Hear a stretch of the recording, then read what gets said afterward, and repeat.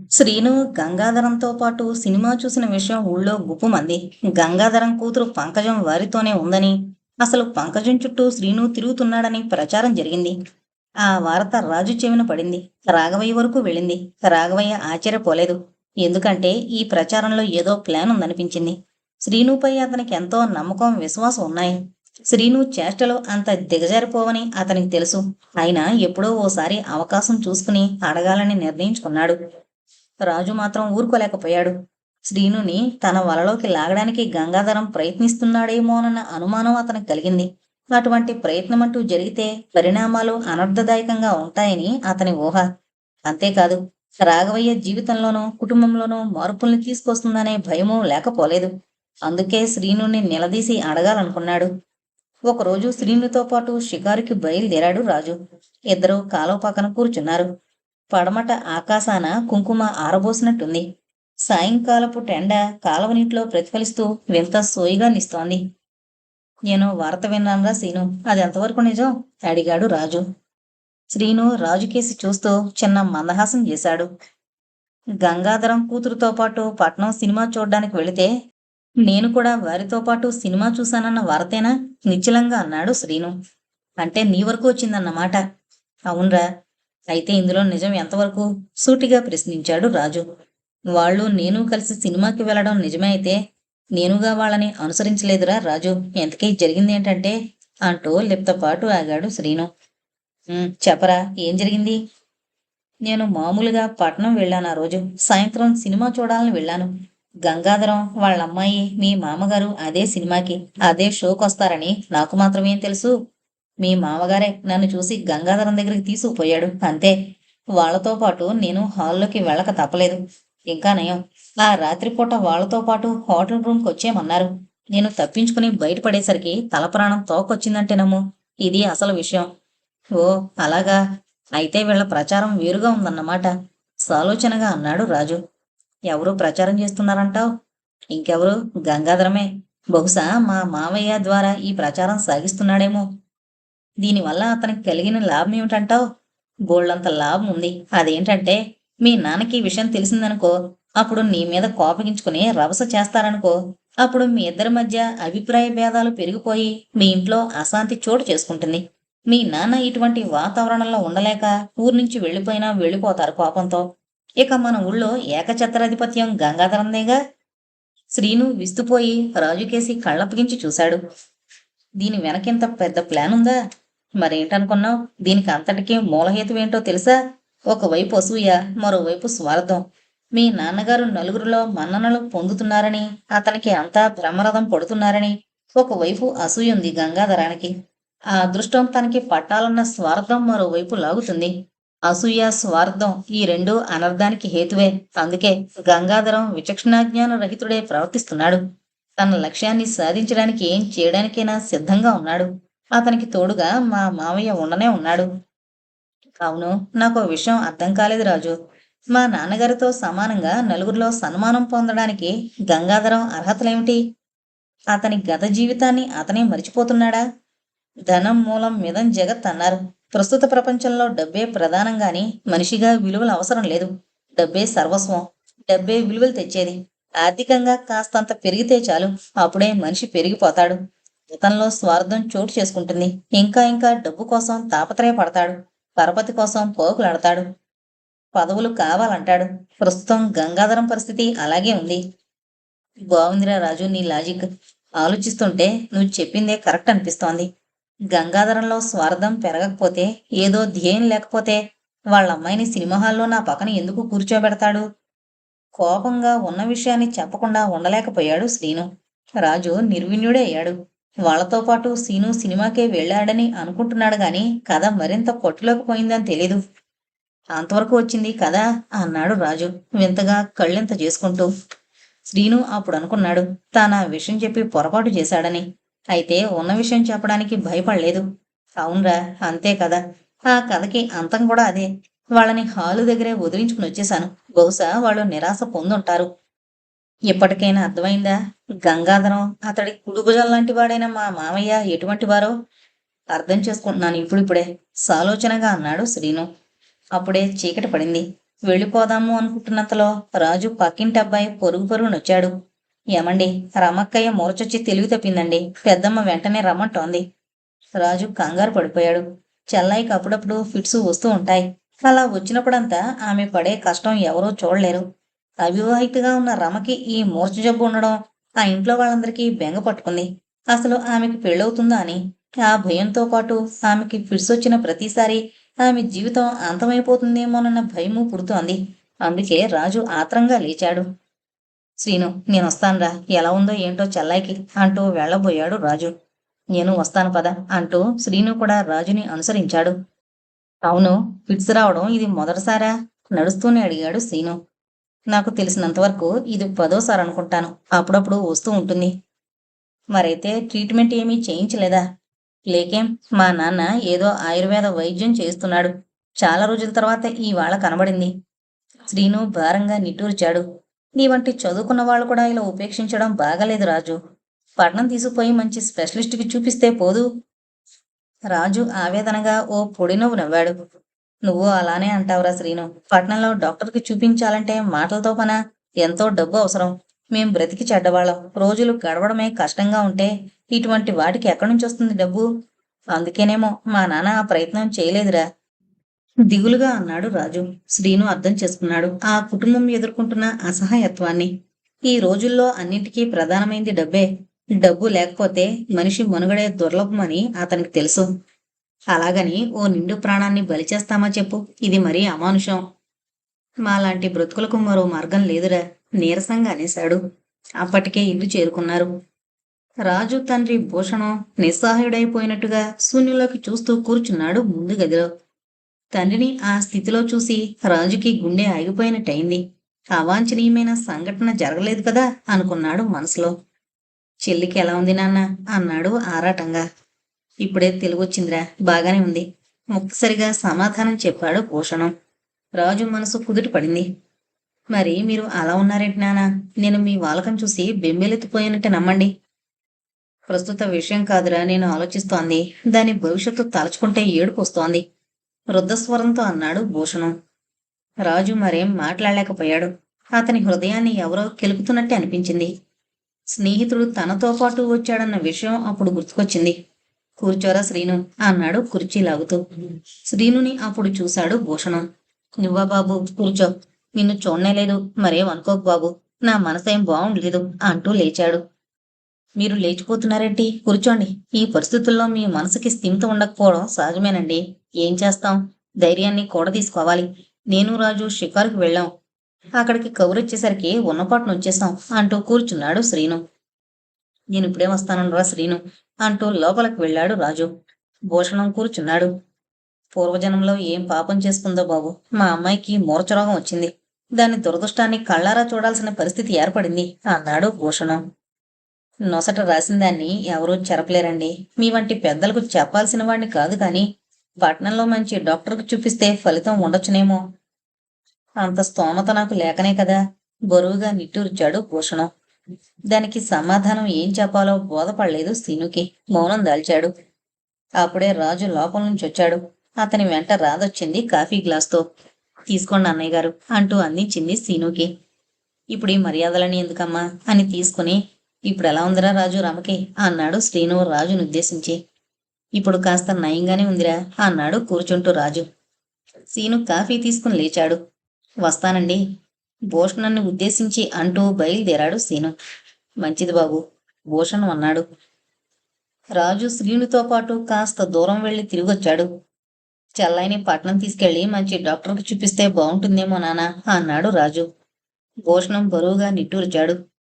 పట్నం తీసుకువెళ్ళగానే సరే, ఖర్చు తక్కువ అవుతుందనుకున్నావా? డబ్బుండద్దు. ఆ అమ్మాయికి స్వస్థత చేకూరాలనే నా ఆతృత. ఆతృతుండి ఏం లాభం నానా? దానికో రూపం తీసుకురావాలంటే మనం అప్పు చేసైనా చెల్లాయికి స్వస్థత చేకూర్చాలి. పెళ్లి కావాల్సిన అమ్మాయి, మనం ఉపేక్షించకూడదు నాన్న. మీరు ఊ అంటే నేను డబ్బు తీసుకొస్తాను అప్పు చేసి. అవసరమైతే రాఘవయ్య గారి దగ్గరే తీసుకుంటాను అన్నాడు రాజు. భూషణం మాత్రం ఏమంటాడు? అప్పు తీసుకురావాలంటే తానైనా తీసుకురావాలి, రాజైనా తీసుకురావాలి. ఏదైనా ఒకటే అనుకున్నాడు. అలాగే తీసుకువెళదాంరా. నేనే వెళ్ళి రాఘవయ్య గారిని అడుగుతాను డబ్బు. మనని ఇటువంటి సమయాల్లో ఆదుకునే వ్యక్తి అతనేగా అంటూ తన నిర్ణయాన్ని తెలియజేశాడు భూషణం.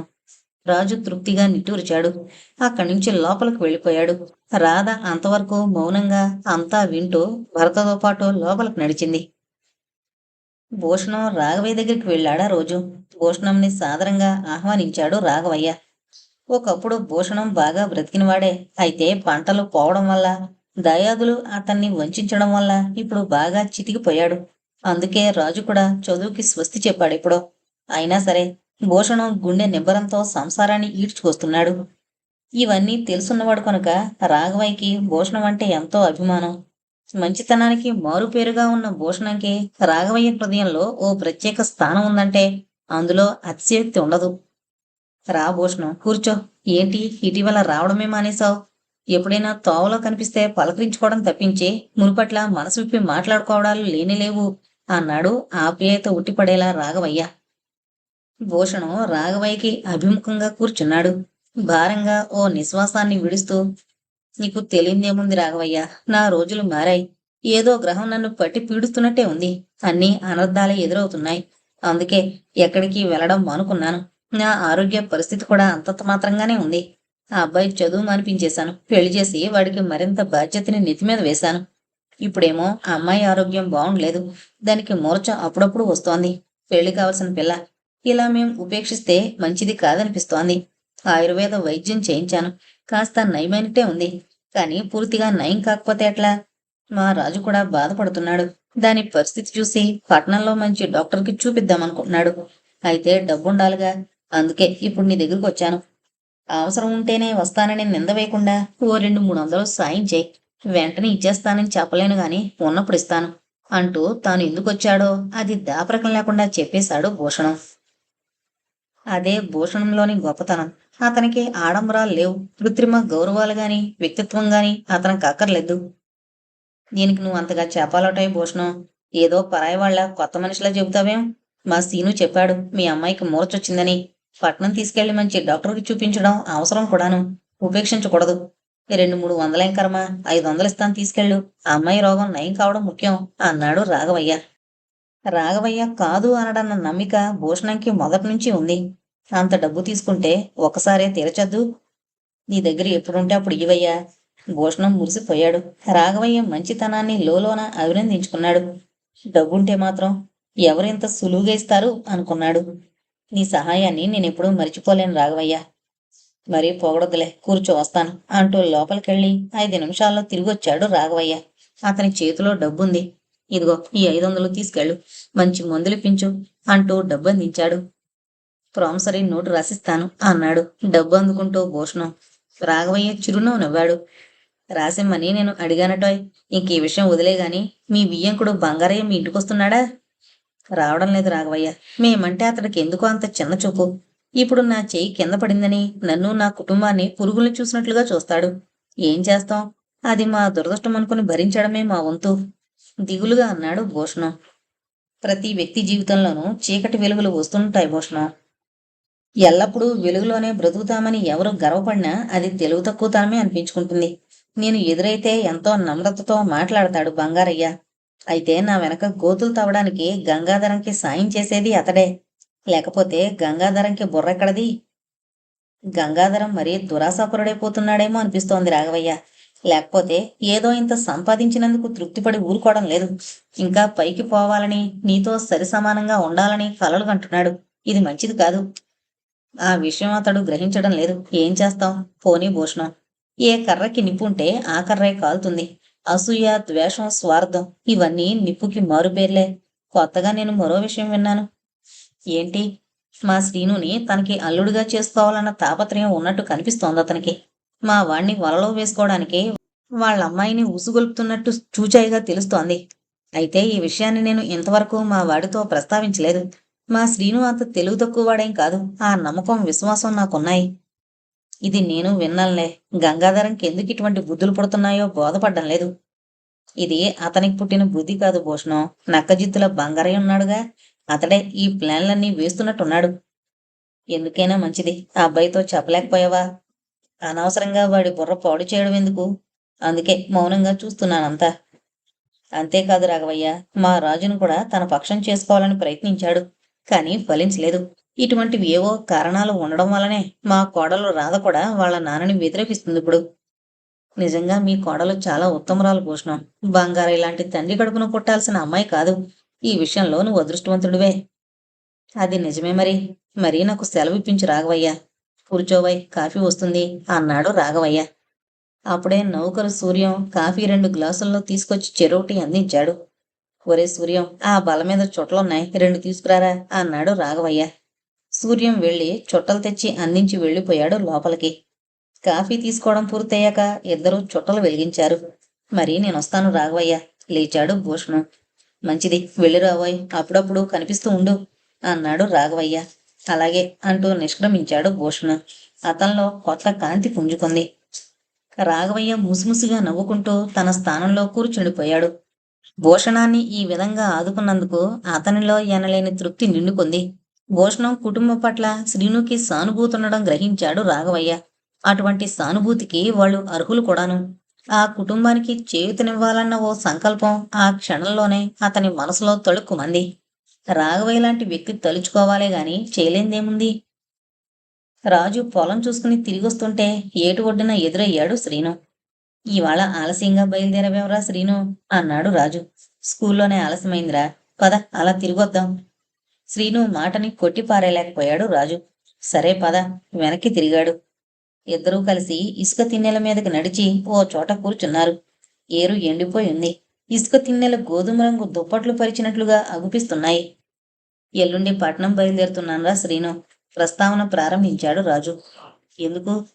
ఎందుకేంటి, చెల్లాయిని తీసుకుని వెళుతున్నాను. మంచి డాక్టర్కి చూపిద్దామనుకుంటున్నాను. మీ నాన్నగారి దగ్గర డబ్బు తెచ్చారు మా నాన్న. అలాగా, మంచిదే. మరి ఏ డాక్టర్ దగ్గరికి తీసుకువెళ్లాలో నిర్ణయించావా? అక్కడికి వెళ్ళాక నిర్ణయిస్తాను. మాకు కాస్తంత దూరపు బంధువు ఒక ఆయన కలెక్టర్ ఆఫీసులో పనిచేస్తున్నాడు. అక్కడికి మొదట వెళ్ళి ఆలోచించుకుంటాం. అతనికి తెలుసుంటుంది ఎవరు మంచి డాక్టరో. నాతో పాటు చదువుకున్న ఓ స్నేహితుడి తండ్రి డాక్టర్ వెంకటేశ్వర్లు పేరున్న డాక్టర్. మానసిక శాస్త్రంలో కూడా నిపుణుడే. అతనికి ఊపిరి సలపనంత ప్రాక్టీస్ ఉంది. అతని హస్తవాసి కూడా మంచిదని చెబుతారు. అక్కడికి తీసుకువెళ్ళకూడదు? అలాగే చేద్దాం. నువ్వు మాతో పాటు వస్తే బాగుంటుందిరా. మరేం అనుకోకపోతే రాకూడదు? కాదనలేకపోయాడు సీను. సరే, నేను వస్తానులే. ఏ బస్సుకు వెళదాం? ఉదయం బస్సుకే. మీరు ముందు బయలుదేరండి, నేను జంక్షన్లో కలుస్తాను. అలాగే. వీళ్ళిద్దరూ అలా మాట్లాడుకుంటున్న సమయంలో నరహరి దూరంగా వస్తూ ఉండడం రాజు చూశాడు. నరహరి మనిషి జులాయిగా తయారైనా ఎంతైనా బావమరిది, మరి కాస్తంత అభిమానం ఉంటుంది. చూడరా సీను, వస్తోంది మా బామరిది నరహరి కదూ? అవును రోయ్, మీవాడే. మళ్ళీ ఇన్నాళ్ళకి ఊళ్ళో అడుగు పెడుతున్నాడు. వీడొచ్చాడంటే మా మామయ్యకి భయమే. ఇంట్లో ఉన్నదంతా ఊడ్చుకుపోతాడని ఆయన కంగారు. ఎలా వచ్చింది అలానే పోతుంది లేరా. గంగాధరం కళ్ళు గప్పి 4 పైసలు గడిస్తున్నాడు మీ మామయ్య. ఇటువంటి సుపుత్రులుంటే తప్పించి అటువంటి డబ్బుకి సార్థకత ఉండద్దు నవ్వుతూనే అన్నాడు సీను. అవునవును, అది నిజమేలేరా. చేతిలో ఓ చిన్న సూట్ కేసు, భుజాన ఓ వేలాడే సంచితో దగ్గరగా వచ్చాడు నరహరి. ఏం బావా, బావున్నావా? నమస్కారమండి శ్రీను గారు.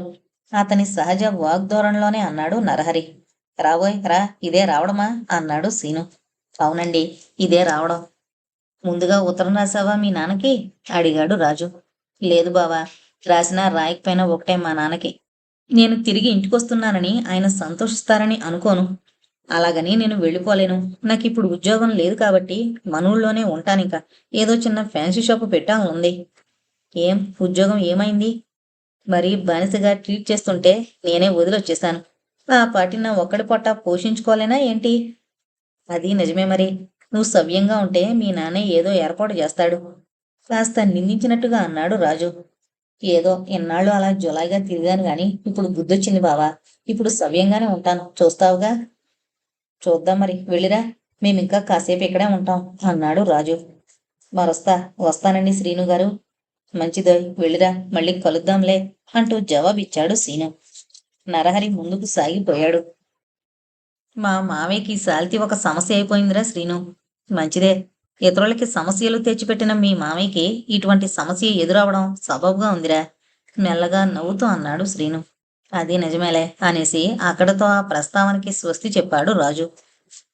నరహరిని చూడగానే తల్లి శాంతమ్మ ఆనందంతో ఉప్పొంగిపోయింది. మళ్ళీ చాలా రోజులకి కొడుకు అగుపించడం ఆమెకో వరంగా తోచింది. రారా బాబు, నిన్ను చూసి చాలా రోజులైందిరా. ఎప్పుడు మళ్ళీ నిన్ను చూస్తానని నా హృదయం తహతహలాడిపోతుందంటే నమ్ము. ఆ భగవంతుడే నా ఆవేదన గ్రహించి నిన్ను పంపినట్టుంది. వస్తున్నట్టు ఉత్తరమైనా రాసావు కాదేంరా. ఆ సంతోషంలో ఉక్కిరిబిక్కిరైపోయి ఏవేవో చెప్పేస్తుందామె. ఎలాగూ వస్తున్నాను కదా అని ఉత్తరం రాయలేదమ్మా అంటూ చేతిలో ఉన్న సూట్ కేసు, భుజానున్న బ్యాగు తీసి కింద పెట్టాడు. నాన్నగారు ఎక్కడికి వెళ్ళారమ్మా అడిగాడు. పూజా మందిరంలో ఉన్నారా. ఆయన బాహ్యంగా నిన్నేదో అన్నా ఎప్పుడో గాని కనిపించదు. చెల్లయ్య మన ఇంటికే రావడం మానుకుంది. నువ్వైనా మా కళ్ళ ముందుంటావంటే అదీ లేదు. ఎక్కడో దూర ప్రాంతంలో ఉంటున్నావు. ఇన్నాళ్ల తర్వాత వచ్చావు. మరింక వెళ్ళకురా బాబు. కలో గింజో ఇక్కడే మాతో పాటు తీసుకుని ఉండిపో అంది శాంతమ్మ. అటువంటి అవకాశం కోసం ఎదురు చూస్తున్న నరహరికి తల్లి మాటలు అమృత ధారల్లా వినిపించాయి. మీకు దూరంగా ఉండడం నాకు మాత్రం సరదా ఏంటమ్మా. అయితే ఎప్పుడూ కారాలు మిరియాలు నూరుతూ ఉండే నాన్నని చూస్తేనే నాకు భయం. ఆ భయంతో దూరమయ్యానే తప్పించి మీ మీద కోపంతో కాదమ్మా. నన్ను అనురాగంతో చూస్తే ఉండిపోను. కొడుకు మాటలు కొండంత సంతోషాన్ని కలిగించాయి శాంతమ్మకి. ఇంక మరెక్కడికి వెళ్ళకరా బాబు. మా కళ్ళెదుటే ఉండిపో. మీ నాన్నగారితో నేను చెబుతానులే. ఇక్కడ ఏదైనా దుకాణం పెట్టుకుందువు గాని అంది శాంతమ్మ. తనని అంత సులువుగా ఆదరిస్తారని అనుకోని నరహరి తల్లి చూపించిన ఆత్మీయతకు ముగ్ధుడైపోయాడు. ఒకవేళ తండ్రి ద్వేషించినా, కళ్ళ ముందు కనిపించద్దని కోపగించినా, తల్లి చోటున తాను బ్రతకవచ్చునన్న నిబ్బరం ఏర్పడింది అతనికి. ఇంక మరి వెళ్ళనమ్మా. మీకు దూరంగా ఉండడం నాకు దుర్భరంగానే ఉంది అన్నాడు తన నిశ్చితాభిప్రాయాన్ని తెలియజేస్తూ. శాంతమ్మ మొహంలో నూతన కాంతి ప్రవేశించింది. అదే సమయంలో పూజ గదిలోంచి బంగారయ్య వచ్చాడు. కొట్టుపంచి కట్టుకుని ఓ తుండుగుడ్డ పై మీద వేసుకునున్నాడు బంగారయ్య. ఎవరితో మాట్లాడుతున్నావు శాంత అనుకుంటూ వచ్చాడు. నిశ్శబ్ద వాతావరణం. నరహరి కిక్కురుమనకుండా మౌనం దాల్చాడు. ఎంతవరకు ఉండే ధైర్యం అతనిలో లేకపోయింది. అబ్బాయి వచ్చాడండి ముసుముసుగా నవ్వుతూ అంది శాంతమ్మ. బంగారయ్య ఆశ్చర్యంగా కొడుక్కేసి చూశాడు. నరహరి మొహం దించుకుని నిల్చున్నాడు. వాడిలో ఏదో మార్పు వచ్చినట్టే అనిపించింది బంగారయ్యకి. ఇన్నాళ్ళకిల్లు తల్లిదండ్రులు జ్ఞప్తికొచ్చారేంట్రా సూటిగా ప్రశ్నించాడు బంగారయ్య. ఆ స్వరం ఎంతో గంభీరంగా ఉంది. నరహరి ఏదో చెప్పాలనుకున్నంతలో శాంతం అందుకుంది. ఏదో ఇన్నాళ్ళకొచ్చాడని సంతోషించక మళ్ళీ ఆ ప్రశ్నలేంటండి. ఇంక మరెక్కడికి వెళ్ళనంటున్నాడు అంది. అలాగే అంటాడిప్పుడు. కొద్ది రోజులు గడిపేసి అవకాశం చిక్కితే మళ్ళీ కథ మొదటికే వస్తుంది. వీడిని వీడి మాటల్ని నమ్మమంటే నేనెలా నమ్ముతాను. మీలో అపనమ్మకానికి కలిగించిన మాట వాస్తవమే నాన్న. ఇన్నాళ్ళు ఏదో తెలివి తక్కువ కొద్దీ క్షణికమైన ఆవేశంతో ప్రవర్తించానలా. నాకు ఓ బాధ్యత ఉందన్న నిజాన్ని గుర్తించాను. ఇక మీదట మీరు నాకేం చెప్పినా చేయడానికి సిద్ధంగా ఉన్నాను. ఈ హామీ ఇస్తున్నాను. నన్ను నమ్మండి. ఈ ఒక్కసారికి నాకు అవకాశం ఇప్పించండి ప్రాధేయపూర్వకంగా అన్నాడు నరహరి. వాడంతగా చెబుతుంటే ఇంకేం కావాలండి. వీడిలో ఎంత మార్పు వచ్చిందో తెలుస్తోందిగా. మన గంగాధరం గారి దగ్గర ఏదైనా పని చేస్తాడు. అప్పచెప్పండి ఆయనకి అంది శాంతమ్మ. అవునాన్న, ఎక్కడైనా ఏ పనైనా చేయడానికి సిద్ధమే అంటూ మరోసారి తన అభిమతాన్ని వ్యక్తం చేశాడు నరహరి. బంగారయ్య కోపం ఉపశమనం పొందింది. అబ్బాయిలో ఈ మార్పు రావడం శుభసూచకమే అనుకున్నాడు. గంగాధరం గారికి చెబితే ఆయన నరహరిని తన దగ్గర నియమించుకుంటాడన్న నమ్మకం ఏర్పడింది. సరే వెళ్ళు లోపలికి. ఇప్పుడు నువ్వు చెప్పినవన్నీ తూచా తప్పకుండా ఆచరణలో పెట్టాలి. మళ్ళీ నీ ప్రవర్తనలో ఏమాత్రం వక్రత కనిపించిందా సహించేది లేదు అంటూ ఓసారి హెచ్చరిక చేసి తన గదికేసి వెళ్ళిపోయాడు బంగారయ్య. అమ్మయ్యా అనుకుంటూ లోపలకు నడిచింది శాంతమ్మ. టిఫిన్ చేసి తెస్తానుండు అని కొడుకు చెబుతూ. నరహరి తృప్తిగా ఓ చిరునవ్వు నవ్వుకుని కుర్చీలో కూలబడ్డాడు. తన జీవితానికో నిశ్చలత వచ్చేసినట్టేనని అనుకున్నాడు. ఎంతవరకు అనిశ్చలమైన బ్రతుకు గడిపిన నరహరి